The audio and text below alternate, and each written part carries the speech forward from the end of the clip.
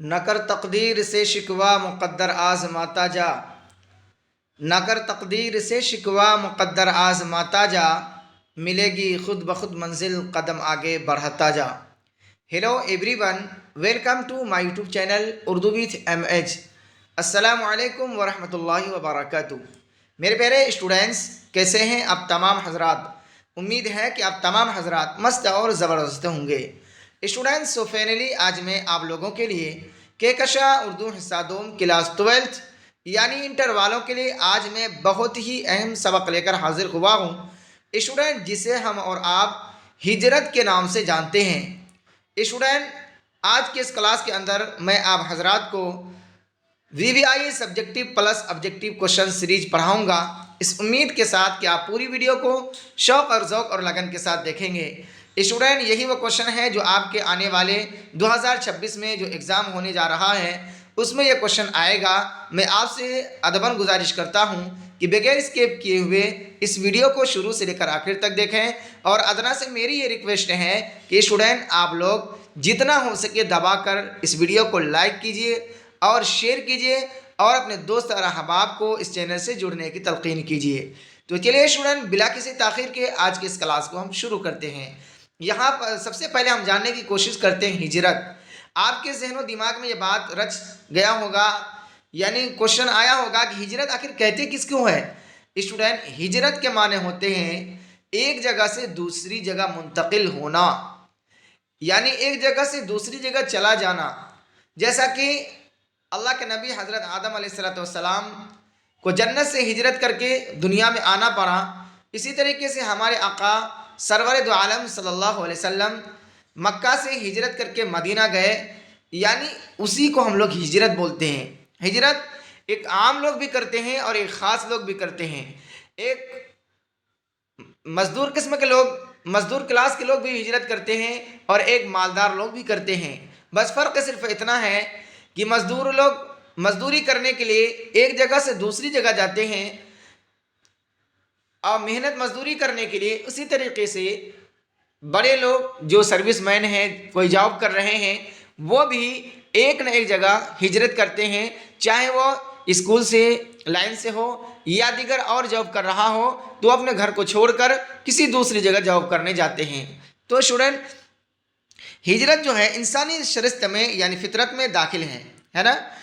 ہجرت انسانی زندگی اور اس کی فطرت کا حصہ ہے، اس لیے کہ انشائیہ نگار کو یہ کہنا بالکل صحیح ہے کہ ہجرت انسانی سرشت میں داخل ہے۔ اگر ہم انسانی معاشرے پر غور کریں تو یہ پتہ چلے گا کہ دنیا کا ہر شخص ہجرت کرتا ہے نا، دنیا کا ہر شخص ہجرت کرتا ہے، چاہے وہ کوئی بھی طبقہ کا رہنے والا ہو، چاہے وہ مالدار ہو یا پھر غیر مالدار ہو، لیکن ہر انسان ہجرت کرتا ہے۔ بلکہ یوں کہیے کہ ہر جاندار ہجرت کرتا ہے، یعنی انسان جب یہاں سے دنیا سے ہجرت کر کے آخرت میں جائیں گے کہ نہیں جائیں گے؟ ہر ایک جاندار کو جانا ہے نا، چاہے وہ انسان کے شکل میں ہو یا جانوروں کی شکل میں ہو یا پرندوں کی شکل میں ہو یا کیڑے مکوڑے کی شکل میں ہو، لیکن ہجرت تو ہر ایک کو ہی کرنا ہے نا۔ کرے کوئی ملازمت کرے، یہ الگ بات ہے کہ مختلف لوگوں کی ہجرت کی نوعیت یعنی قسم الگ الگ ہوتی ہے۔ کوئی ملازمت کے لیے ہجرت کرتا ہے، کوئی ملازمت کے تبادلے کے لیے ہجرت کرتا ہے، کوئی تجارت کے لیے ہجرت کرتا ہے تو کوئی تلاش معاش میں ہجرت کرتا ہے نا۔ ملازمت کے لیے آج یہاں ملازمت کر رہے ہیں، میرے گھر سے دور ہے تو قریب کے لیے کیا ہے، کوئی لوگ اپلیکیشن دیتے، بھائی میرے گھر سے جو قریب اسکول ہو یا دیگر کوئی ہے نا سنستھا ہو وہاں ہو جائے تو اور اچھی بات ہے نا۔ کوئی ہجرت کرتا ہے کس کے؟ تجارت کے لیے، یا کہیں بزنس کر رہا ہے اور وہ سوچ رہا ہے کہ بھائی میرے محلے میں ہو یا میرے شہر میں ہو، کہیں دوسرے شہر میں وہ کیا ہے تجارت کرتا ہے، تو اس وجہ سے کیا ہے مختلف طریقے سے لوگ ہجرت کرتے ہیں۔ کہہ یہ رہے ہیں کہ انشائیہ نگار کے زرخیز ذہن میں تو ہجرت میں بہت سا خیر کا پہلو جیسے انسانی بھائی چارہ، عالمی یکجہتی، اتحاد اور استحکام وسعت تک نظر آتا ہے۔ ایک ایسی وسعت جو زمین کے کناروں کو سمیٹ لے کر اگر آپ دنیا کے نقشہ پر غور سے نگاہ ڈالیں تو آپ کو بے شمار انفرادی اور اجتماعی ہجرت کے نقطے دیکھیں گے، ہے نا۔ جب آپ دنیا کے اندر دیکھیں گے طرح طرح کے لوگ ہے نا، کوئی دہلی جا رہے ہیں، کوئی بدیش جا رہے ہیں، کوئی بنگلور جا رہے ہیں، کوئی کرناٹکا جا رہے ہیں، کوئی کہاں جا رہے ہیں؟ لیکن جا رہے ہیں سب، کوئی ملازمت کرنے کے لیے جا رہے ہیں، کوئی مزدوری کرنے کے لیے جا رہے ہیں، کوئی پڑھانے کے لیے جا رہے ہیں، لیکن جا رہے ہیں ہر ایک، ٹھیک ہے؟ کہہ رہے ہیں کہ جس کے بغیر کیا ہے مہذب یعنی تہذیب دنیا کا تصور بھی نہیں کیا جا سکتا۔ کہ مذکورہ بالا نکات پر غور کرنے کے بعد انشائیہ نگار اس نتیجہ پر پہنچتا ہے کہ ہجرت انسانی فطرت میں داخل ہے، کہ اس لیے کہ دنیا کی آبادی حضرت آدم علیہ السلام کے جنت سے ہجرت ہی کے مرہون منت ہے، جہاں سے آدم کو سفر کا حکم ہوا تھا، ٹھیک ہے؟ جاؤ اور ہماری بنائی ہوئی زمین پر آباد ہو جاؤ۔ اللہ تعالیٰ نے کہا تھا نا، جیسے حضرت آدم علیہ السلام کو اللہ تبارک و تعالیٰ نے کہا تھا کہ بھائی اس گندم کے درخت کے قریب بھی مت جانا، اگر تم جاؤ گے تو کیا نافرمان ہو جاؤ گے۔ تو شیطان نے اس کو بہکایا تھا کہ اگر اس گندم کے درخت کے پاس جاؤ گے، اس کا پھل کھا لو گے تو کیا ہوگا، تم اللہ کے زیادہ قریب ہو جاؤ گے۔ تو حوا علیہ السلام نے ان کو بہکایا تھا، جس کے بہکاوے پر انہوں نے یہ کام کیا تھا، تو ان کو کیا ہو گئی تھی، یعنی اس کے جسم کے اوپر جو کپڑے زیب تن تھا پہنے ہوئے تھے، وہ سارا کا سارا کپڑا ختم ہو گیا تھا، وہ دونوں ننگے ہو گئے تھے، وہ درخت کے پتے اپنے بدن پر چپکا رہے تھے اور انہیں شرم محسوس ہو رہی تھی، جس کی وجہ سے ان کو قضاء حاجت ہوئی، یعنی ٹوائلٹ کی ضرورت ہوئی۔ تو اللہ تبارک و تعالیٰ نے کہا کہ یہ جنت ہے، جنت میں قضاء حاجت کی جگہ نہیں ہے، جاؤ تم دنیا میں آباد ہو جاؤ۔ خیر، تو یہ تو ہجرت رہا۔ تو یہاں احمد جمال پاشا جو ہے کہہ رہے ہیں کہ ہجرت جو ہے، آپ دیکھے ہوں گے کہ خانہ بدوش کون ہے؟ احمد جمال پاشا کہتے ہیں کہ میں ایک دن ریلوے اسٹیشن پہ گیا، وہاں پر دیکھے کہ خانہ بدوش، جس کو ہم لوگ بنجارہ کہتے ہیں، آپ دیکھے ہوں گے کہ ریلوے پٹری کے قریب میں ایک گھر بنا ہوا ہوتا ہے، کس کا؟ پلاسٹک وغیرہ کا، دیگر طریقے سے ہے نا، گھر بنا ہوا رہتا ہے، کچھ دن رہتا ہے، اس کے بعد وہاں سے پھر الگ ہو جاتا ہے، اس طریقے سے ہو جاتا ہے جیسے لگتا ہے یہاں کوئی چیز تھا ہی نہیں، ہے نا۔ تو اسٹوڈنٹ یہ رہا آپ کو ہجرت کیا ہے اس کے بارے میں۔ پھر ہم جانتے ہیں اسٹوڈنٹ، احمد جمال پاشا جو مصنف ہے، رائٹر ہیں، یہ بھی آپ کا ایگزام میں آ سکتا ہے آبجیکٹو کے اندر کہ ہجرت کا مصنف کون ہے، تو وہاں 2-4 آپشن دیا ہوگا، ان میں سے ایک آپشن ہوگا احمد جمال پاشا، تو وہاں آپ دھیرے سے ٹک کر لیں گے۔ کہہ رہے احمد جمال پاشا کون ہے بھائی؟ احمد جمال پاشا کی پیدائش کہاں ہوئی؟ یعنی سن 1929 میں الہ آباد۔ کہاں؟ سن 1929، یاد رہے گا نا، سن 1929 کو الہ آباد میں ہوئی۔ کہاں ہوئی؟ الہ آباد کے محلہ خلد آباد میں ہوئی، ٹھیک ہے۔ کہہ رہے دادا کا نام کیا تھا؟ دادا کا نام نجف علی تھا۔ کیا نام تھا؟ دادا کا نام نجف علی۔ کیا نام تھا؟ نجف علی، یاد رہے گا، نجف علی۔ اور والد صاحب کا نام شجاعت حسین تھا۔ ان کی والد صاحب کی بھی 2 شادی ہوئی تھی، ٹھیک ہے۔ 1940 میں ان کے والد محترم یعنی شجاعت حسین صاحب کہاں آئے؟ لکھنؤ چلے گئے۔ لکھنؤ میں امین آباد کے کچے احاطے میں انہوں نے مکان لیا تھا۔ کیا لیا تھا؟ مکان لیا تھا۔ اور اس کے بعد یہ کہہ رہے ہیں کہ احمد جمال پاشا جو ہے میٹرک کا ایگزام کب پاس کیا؟ کس اسکول سے؟ کوئنس ہائی اسکول لکھنؤ سے میٹرک کا ایگزام پاس کیا۔ کب؟ سن 1950 میں۔ کب میں؟ سن 1950 عیسوی میں، یاد رہے گا۔ وہ کوشچن ہوگا کہ احمد جمال پاشا میٹرک کا ایگزام کب پاس کیا، تو اگر آپ کو یاد ہوگا تو اسٹوڈنٹ دھیرے سے ٹک کریں گے، سن 1950۔ اور انٹر کرسچن کالج لکھنؤ سن 1953 میں انٹر کیے، ٹھیک ہے۔ اور ایم اے کہاں سے کیے؟ مسلم علی گڑھ یونیورسٹی سے۔ یعنی ایم اے کرنے کے بعد وہ لکھنؤ آ گئے، وہاں پر رہنے لگے، پھر وہ ماہنامہ اودھ پنج میں کام کرنے لگے۔ کہاں پہ؟ ماہنامہ اودھ پنج، یاد رہے گا، ماہنامہ اودھ پنج۔ یہ کوشچن ہوگا کہ ایم اے کرنے کے بعد احمد جمال پاشا پھر کیا کرنے لگے، تو آپ دھیرے سے ٹک کریں گے کہ ماہنامہ اودھ میں وہ کیا کرنے لگے تھے؟ کام کرنے لگے تھے، ہے نا۔ پھر کیا ہے؟ اور پھر اس کے بعد کیا ہے؟ قومی آزاد ایک رسالہ ہے، وہ 1961 سے 1976 تک وہ کام کرتے رہے۔ کہہ رہے 1976 میں ان کی دوسری شادی ہوئی تھی، ہے نا۔ دوسری شادی جو ہوئی تھی، ان دوسری بیوی کا نام کیا تھا؟ سرور جہاں تھا۔ کیا نام تھا؟ سرور جہاں، یاد رہے گا۔ ان کی دوسری بیوی کا نام کیا تھا؟ سرور جہاں۔ کیا نام تھا؟ سرور جہاں، یاد رہے گا نا۔ چلیے آگے دیکھ لیتے ہیں اسٹوڈنٹ۔ پھر 1976 میں وہ اپنا سسرال چلے گئے. ان کا سسرال کہاں ہے؟ یعنی سیوان میں. وہاں وہ ذکیہ آفاق اسلامیہ کالج میں اردو لیکچرر کے عہدے پر کیا ہوئے؟ ان کی تقرری ہوئی. اور 28 ستمبر سن 1987 کو پٹنہ میں دل کا دورہ پڑنے کی وجہ سے انتقال ہو گیا. ان کو غالب اکیڈمی کی طرف سے ان کو ایوارڈ ملا تھا سن 1986 میں. اور انہوں نے کون سی کتابیں لکھی ہیں؟ اندیشہ شہر، ستم ایجاد، لذت آزار اور مضامین پاشا، یہ ساری انہوں نے کتاب لکھی ہے. تو اسٹوڈنٹ یہ رہا آپ کا ہجرت سے متعلق. چلیے احمد جمال پاشا کے حالات زندگی سے متعلق، کیونکہ آپ کے ایگزام میں یہ ساری کوشچن آئے گا اور آپ کو یہاں سمجھ گئے تو آپ کو آنے والے ایگزام میں ذرا برابر بھی پریشانی نہیں ہوگی. چلیے آگے دیکھ لیتے ہیں کیا ہے کہ احمد جمال پاشا کی ادبی اہمیت پر روشنی ڈالیے. تو یہاں ہے کہ احمد جمال پاشا ایک کل وقتی ادیب تھے. طنز و ظرافت ان کا خاص میدان تھا، جس کا اعتراف کرتے ہوئے غالب اکیڈمی نے سن 1986 کا ساگر سوری غالب ایوارڈ انہیں عطا کیا. طنز و ظرافت سے متعلق ان کی تصنیفات کی تعداد 15 ہے. کتنے ہیں؟ 15 ہیں. چلیے وہاں دیا ہوگا کہ ان کی یعنی احمد جمال پاشا کی تصنیفات کل کتنے ہیں؟ اگر یاد ہوگا تو وہاں دھیرے سے ٹک کریں گے 15. آگے اسٹوڈنٹ کہ زیر نصاب انشائیہ ہجرت ہے نا. ہجرت احمد جمال پاشا کی ایک شاہکار تخلیق ہے نا، ایک نایاب تخلیق ہے. اس انشائیہ کے حوالے سے احمد جمال پاشا کی ادبی اہمیت واضح ہوتی ہے. احمد جمال پاشا انشائیہ ہجرت کی ابتدا بنجاروں کے قصہ سے کرتے ہیں، جو شہر کی آبادی سے باہر کچھ دنوں کے لیے ڈیرا جمائے رہتے ہیں. مصنف کے ذہن میں خیالوں کا ایک جنگل تیار کر دیتے ہیں اور انشائیہ نگار اس جنگل کو ترتیب دیتا ہوا ہمارے لیے غور و فکر کا سامان تیار کر دیتا ہے. یعنی وہ اس طریقے سے لکھتے ہیں کہ انشائیہ نگار کے ذہن و دماغ میں وہ ایک جنگل کی طرح کیا ہے، ایک ڈھانچہ تیار کر دیتا ہے اور وہ اسی ڈھانچے کے تحت وہ انشائیہ لکھتا ہے. آگے احمد جمال پاشا یوں تو پورے انشائیہ میں منفی گوشوں کو زیادہ ابھارتے ہیں، لیکن سنجیدہ مزاج کے ساتھ بعض مثبت باتیں بھی پیش کرتے ہیں.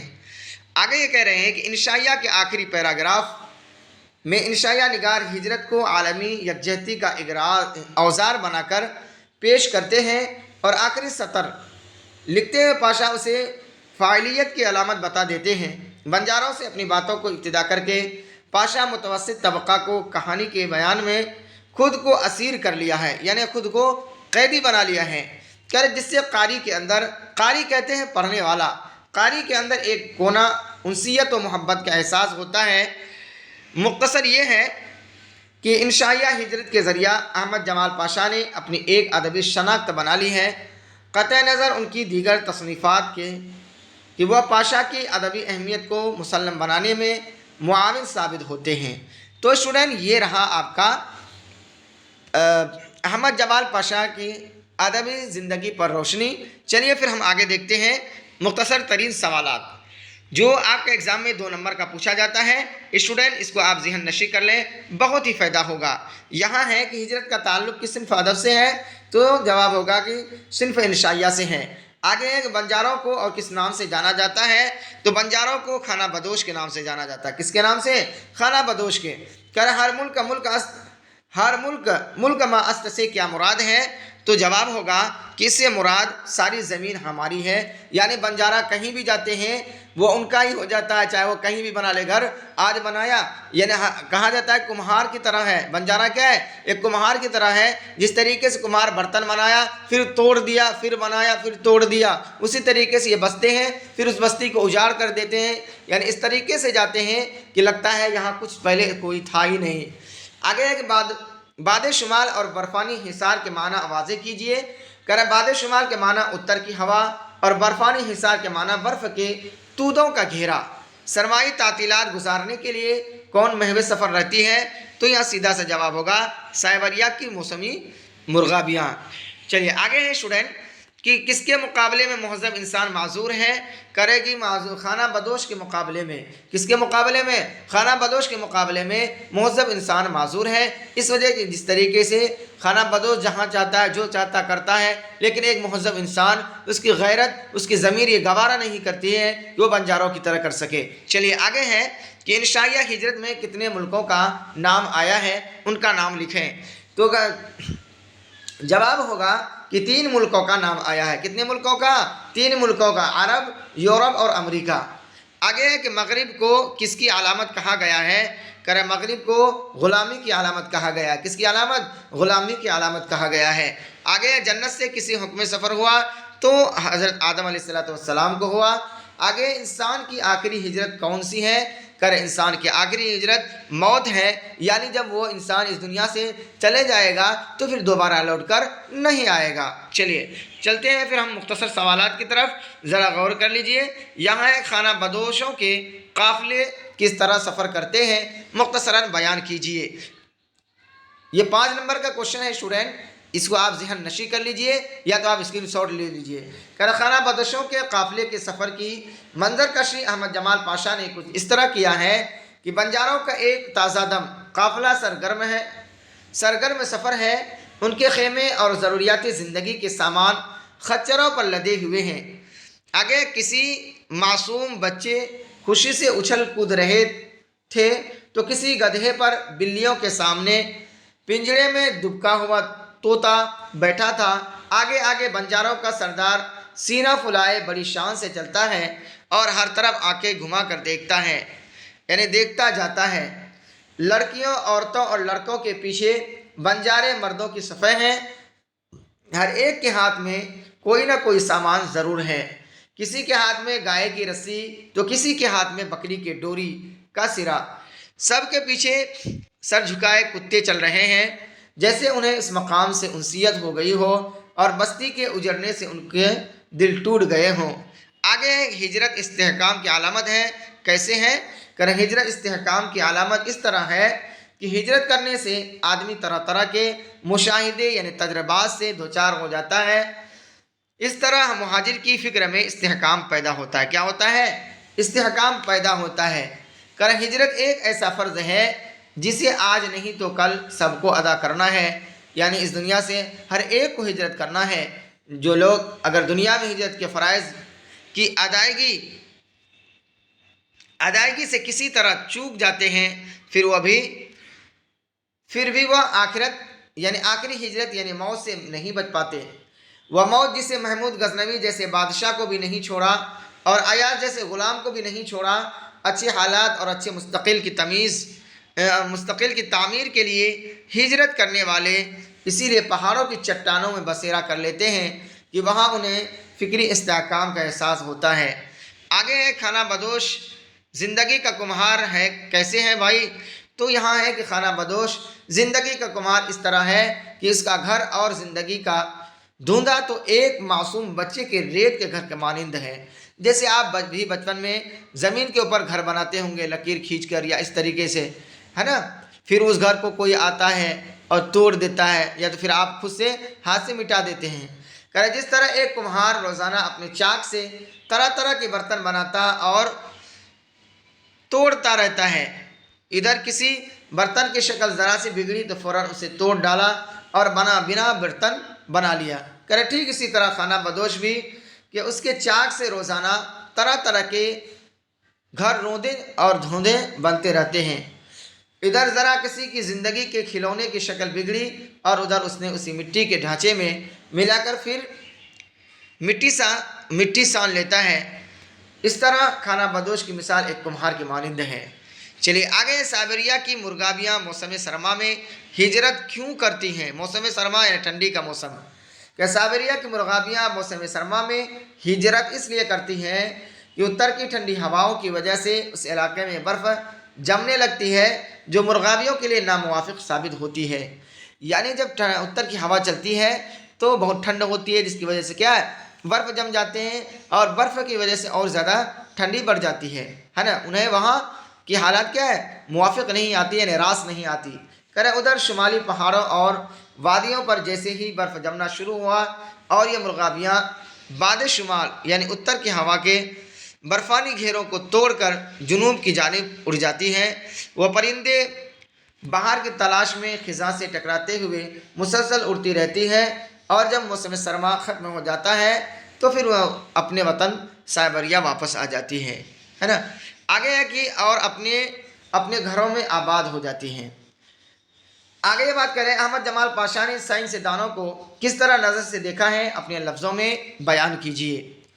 احمد جمال پاشا نے سائنس دانوں کو ایک ناستک اور دہریہ کے طور پر دیکھا ہے نا۔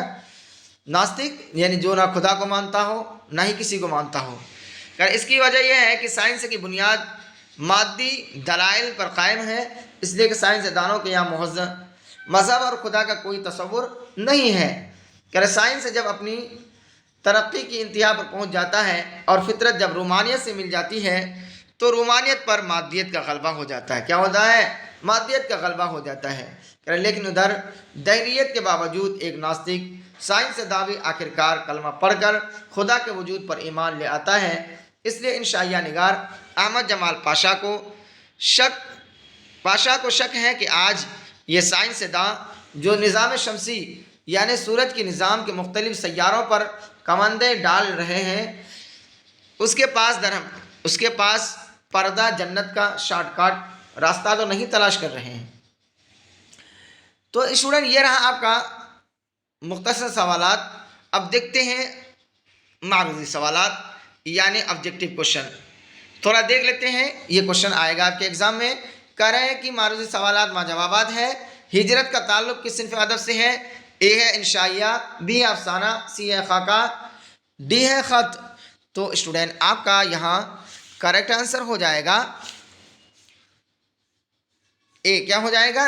اے، یعنی ہجرت کا تعلق صنف انشائیہ ادب سے کس سے ہے؟ انشائیہ سے، یعنی آپشن اے کریکٹ ہو جائے گا۔ آگے ہے کہ ہجرت کس کا انشائیہ ہے؟ تو آپشن اے ہے مجتبیٰ حسین، بی ہے انجم مانپوری، سی ہے احمد جمال پاشا، ڈی ہے مشتاق یوسفی۔ تو اسٹوڈنٹ آپ کا رائٹ آنسر ہو جائے گا یہاں سی، یعنی ہجرت جو ہے یہ احمد جمال پاشا کا انشائیہ ہے، یعنی آپشن کیا ہو جائے گا؟ سی کریکٹ ہو جائے گا۔ اسٹوڈنٹ آگے ہے کہ بنجاروں کو اور کس نام سے جانا جاتا ہے؟ اے ہے شکاری، بی ہے کرتب باز، سی ہے سبزی فروش، ڈی ہے خانہ بدوش۔ تو اسٹوڈنٹ آپ کا رائٹ آنسر ہو جائے گا یہاں بی، یعنی بنجاروں کو خانہ بدوش کے نام سے جانا جاتا ہے۔ آگے ہے کہ ہجرت کے مصنف کون ہے؟ اے ہے وزیر آغا، بی ہے خواجہ حسن نظامی، ڈی ہے احمد جمال پاشا، سی ہے احمد جمال پاشا، ڈی ہے رشید احمد صدیقی۔ تو اسٹوڈنٹ آپ کا رائٹ آنسر ہو جائے گا سی، یعنی ہجرت کے مصنف ہے احمد جمال پاشا۔ کیا ہے؟ احمد جمال پاشا، یعنی آپشن سی کریکٹ ہو جائے گا۔ آگے ہے کہ جنت سے حکم سفر کسے ہوا؟ اے ہے حضرت آدم علیہ السلام، بی ہے حضرت ابراہیم علیہ السلام، سی ہے حضرت نوح علیہ السلام، ڈی ہے ان میں کوئی نہیں۔ تو اسٹوڈنٹ آپ کا یہاں کریکٹ آنسر ہو جائے گا اے، یعنی جنت سے حکم سفر حضرت آدم علیہ السلام کو ہوا تھا، یعنی آپشن اے کریکٹ ہو جائے گا۔ اسٹوڈنٹ چلیے اب دیکھتے ہیں آج کی اس کلاس کا آخری کوشچن۔ پوچھا گیا کہ انسان کی ہجرت کا سلسلہ کہاں سے شروع ہوا؟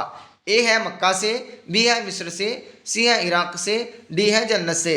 تو اسٹوڈنٹ آپ کا رائٹ آنسر ہو جائے گا یہاں ڈی، یعنی انسان کی ہجرت کا سلسلہ جنت سے شروع ہوا، کیونکہ حضرت آدم علیہ السلام کو جنت ہی سے دنیا میں کیا ہے؟ ہجرت کرنے کو اللہ تبارک و تعالیٰ نے بھیجا، یعنی کوچ کرنے کو کہا۔ تو اسٹوڈنٹ یہیں تک رہا آج کا میرا اور آپ کا کلاس۔ کیسا رہا اسٹوڈنٹ آج کی کلاس؟ اگر آپ کو آج کی کلاس اچھی لگے تو آپ زیادہ سے زیادہ شیئر کریں، لائک کریں اور کمنٹ کر کے ضرور بتائیں کہ آج کا یہ کلاس کیسا رہا۔ اور ادنا سے میری یہ ریکویسٹ ہے کہ اسٹوڈنٹ آپ اپنے موبائل کے واٹس ایپ کے اسٹیٹس میں آج کی اس ویڈیو کے لنک کو ضرور لگائیے گا اور جتنا ہو سکے لائک اور سبسکرائب کیجیے گا۔ تو چلیے اسٹوڈنٹ اسی طرح بنے رہیں، پھر ہم ملتے ہیں اگلے ویڈیو میں، تب تک کے لیے اللہ حافظ۔